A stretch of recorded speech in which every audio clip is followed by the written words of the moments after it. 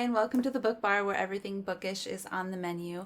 I hope you had a wonderful Thanksgiving and you're getting ready for Christmas. I'm obviously in all kinds of the mood, holiday spirit here with my decor, and I wanted to review my favorite fall read before we get too far into winter. So today I'm going to talk to you about Dracula.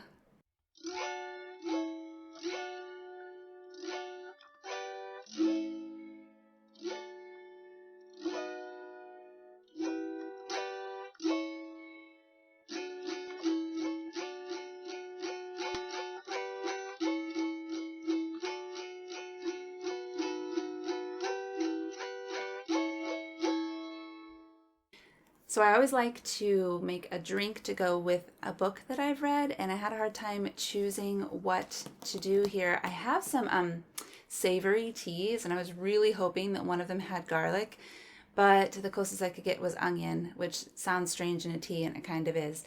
And so I was disappointed there. But I did remember that one of the ways that they deterred vampires in this book was to put a rose branch over the closed coffin or box that they were in.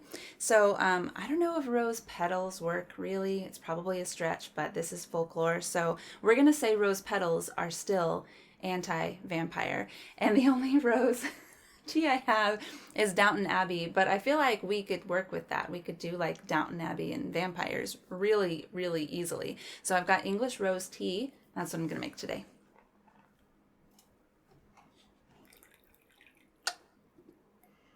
Oh, yeah, that's awesome. While that is steeping, I will tell you a little bit about why I chose to read Dracula.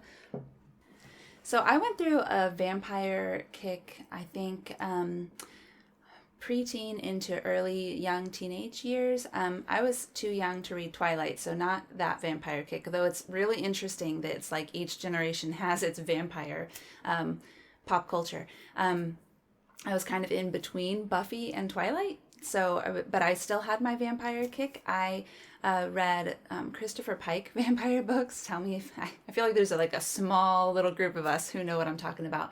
And then Anne Rice. So those were my vampire days, and it's been a really long time since I read anything on that theme. I got way more sensitive as I got older, and probably had to do with having kids, and it's really scary to imagine things happening to them. But I think even before that, I was getting more sensitive to scary things, and I think vampires definitely epitomized that scariness to me because I knew so much about them already. I'd already read so much vampire lore.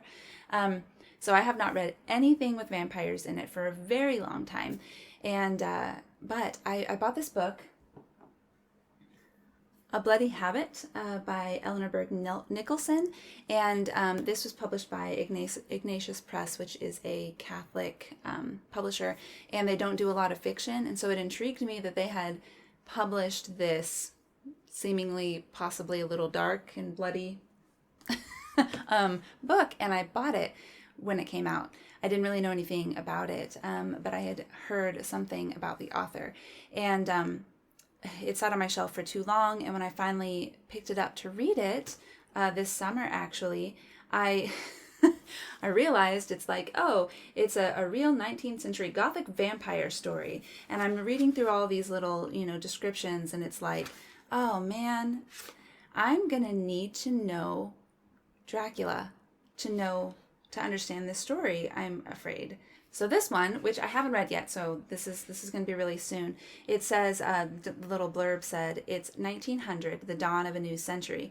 Even as the old queen's health fails, Victorian Britain stands monumental and strong upon a mountain of technological, scientific, and intellectual progress. Wow, sorry about my reading today. For John Kemp, a straightforward, unimaginative London lawyer, life seems reassuringly predictable. That is, until a foray into the recently published sensationalist novel Dracula, united with a chance meeting with an eccentric Dominican friar, catapults him into a bizarre, violent, and unsettling series of events.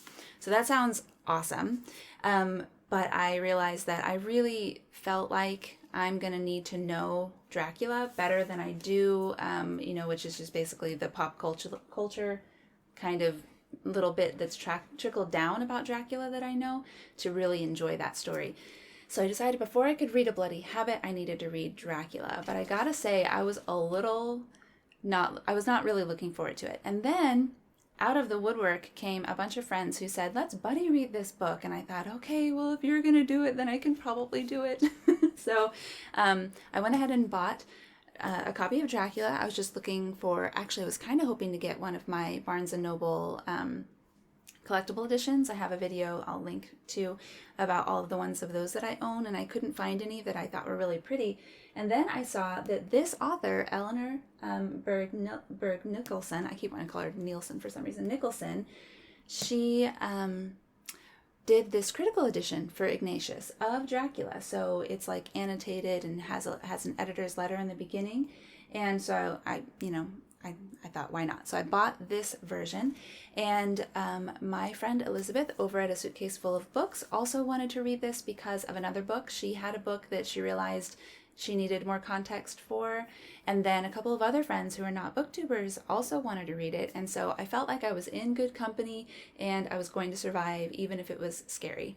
I think my tea is steeped enough. I'm cold. It's cold in December in Alaska. Go figure. Yum.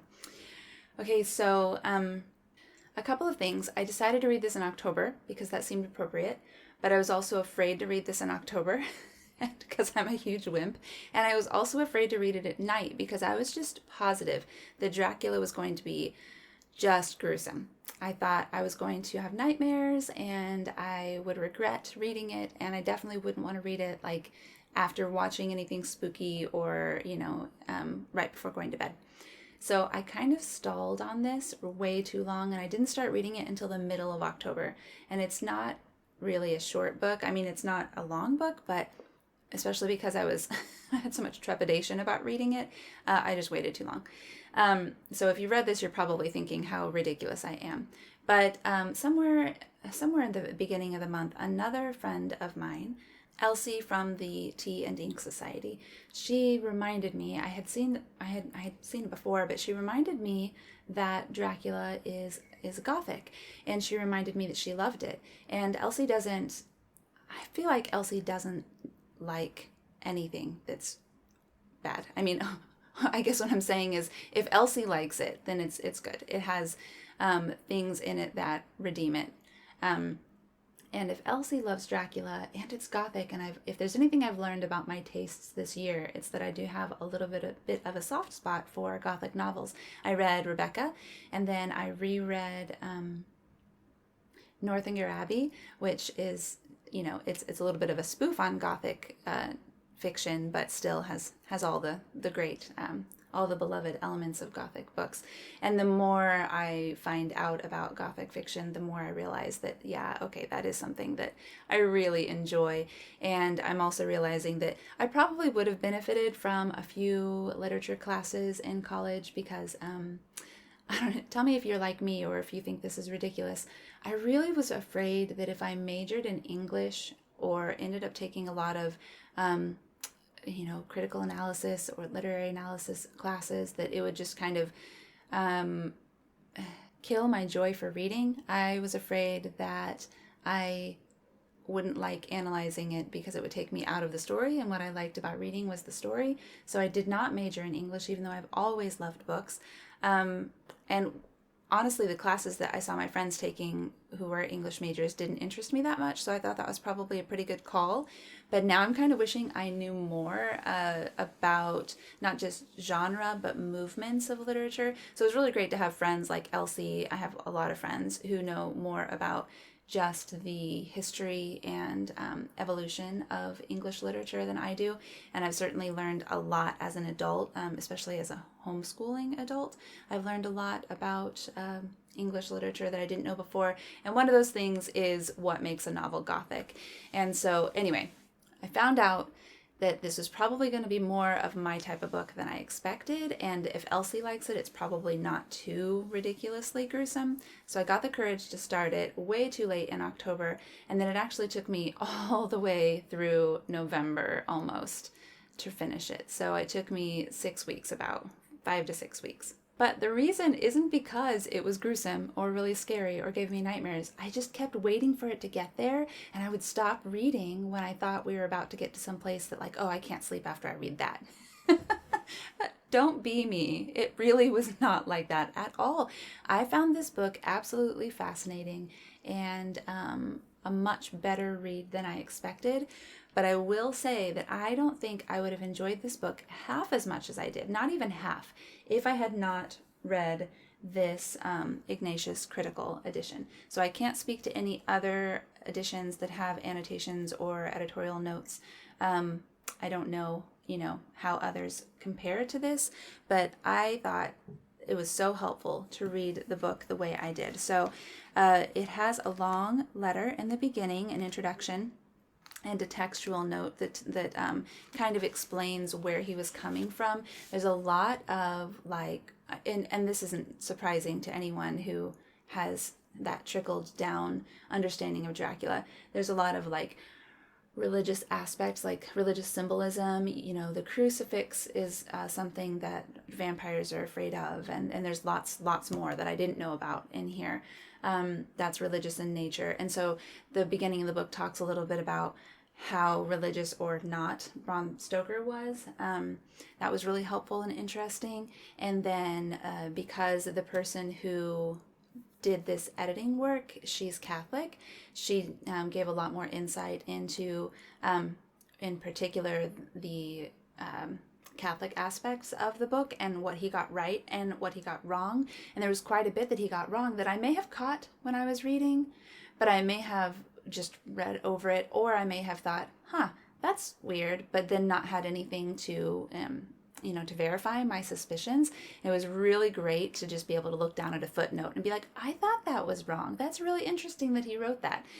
The other thing it did for me to have so many footnotes, I'll show you an example. It wasn't an overwhelming number of footnotes, but just to show you. So footnotes, right? So not an overwhelming amount, but and not every page, but lots of pages. There were little notes about some of them were just explanations of words that are a little archaic that we may not know the meaning of, or because they were regional, or maybe some explanation of the socio-political relationships of the time, because it goes back and forth across Europe, the travels of the characters. But quite a bit of it was really interesting from an author's perspective, but I think it would be fun from any reader's perspective, of her pointing out the times that Bram Stoker left gaping plot holes. He makes reference to something in a letter that he never said before, and he does it multiple times. I found that refreshing, I guess, to remind me that this is just a story, but it also made me, so it didn't ruin it for me though, because it made me think, this dude who wrote this book was just a guy. He got lots of things wrong. Some things he probably didn't even try to get right. He was just like, I don't know, we'll say this, right? So one of the issues is the Carpathian Mountains. He says things about them that are just not true. He had obviously never been there, right? But that's the reality of using your imagination to create a world, is sometimes you've got to use your imagination. So it was refreshing to see oh, this is just a guy. And also it was really inspiring, because if a guy can make as many mistakes as this author did and have his work just continue on for eternity, as his legacy. Obviously, I can't see into the future. I don't know if, 10,000 years from now, people will remember Dracula, but he's obviously had a huge impact on popular culture, and on the American and probably, all of Europe, European ideal, English-speaking world ideal of what vampires are. And yet he wasn't the most genius writer that ever lived.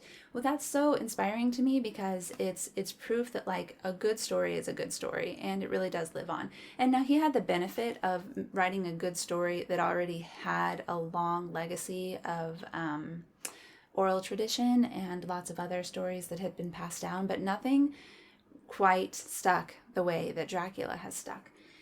So I really loved this edition. It also kept me from being too scared, because it it did take me out of the story just enough that I remembered that I was reading a story. So if you're a chicken, like I am, then an edition like this might be just right for you. But I will say that even without all of the notes, even if that hadn't been true, I don't think that I would have gotten very scared from this story.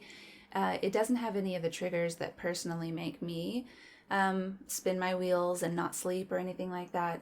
A lot of those things have more to do with fears that feel more like dangers that feel more present to me. So like I mentioned, like, you know, it's scary to think about what could happen to your kids. There's not any of that in this. And so, I mean, not very much of it, at least. Nothing that felt threatening to my life personally.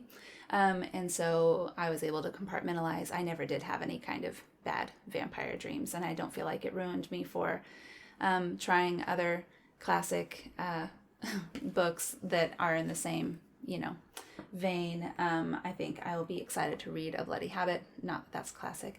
And some other things. I'm like, you know what? I might as well just keep going. Let's read Frankenstein and let's, you know. So if you have any recommendations, if you love Dracula, sorry, didn't mean to kick my camera. If you love Dracula, then tell me what else you think I might like. So I don't want to give any spoilers, and you may think you can't spoil Dracula because it's Dracula, but I honestly did not know anything about this story other than what's obvious, that it's about a vampire named Dracula. I didn't know any of the subplots. I didn't even know this is an epistolary novel, which I have read several of this year if you've been watching my channel, and I actually said that word right, I think. And it that means that it's written in letters, so more specifically journals and some letters. It's not written with a narrative, a single narrator that goes all the way through and then, you know, conversations like some books are. It's actually written as journal entries and other types of communication, telegrams and whatnot. But each character in their journal entry acts as the narrator, so it's not choppy. Some books written like that can get really choppy, and this didn't do that. The only thing I'll say is that the first third of the book probably was quite confusing. I didn't know why. We kind of jumped into the middle without a lot of context, and we get to know Dracula quite well in that first third, but we don't really know why the other main characters are important, and a lot of the main characters don't come in until after that.